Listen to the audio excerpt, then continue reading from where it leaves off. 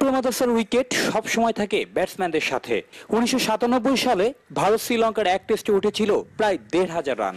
অবশ্য এ মাঠে ইনিংস হারও আছে বাংলাদেশের। গলবিরত্বের পরও তাই উদ্বিগ্নতা কাজ করছে মুশফিকদের।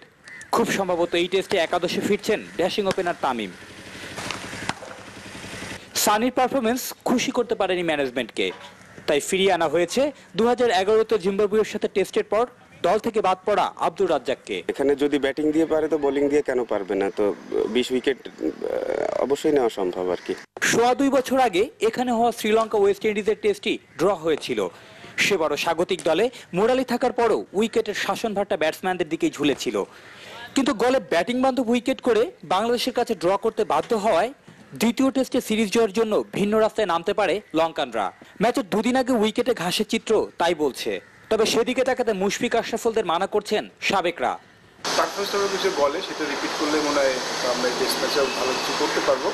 অবভিয়াসলি এখানে হয়তো ব্যাটসম্যানদের এখানে যেমন বলে যতটা কোনো এক্সটেন্ট ছিল না বোলারকে, এখানে কিছু এক্সটেন্ট থাকবে।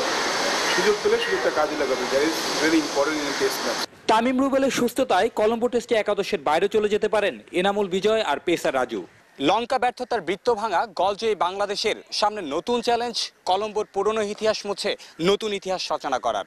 Subrata Bobby, NTV news, Premadasa stadium, Colombo.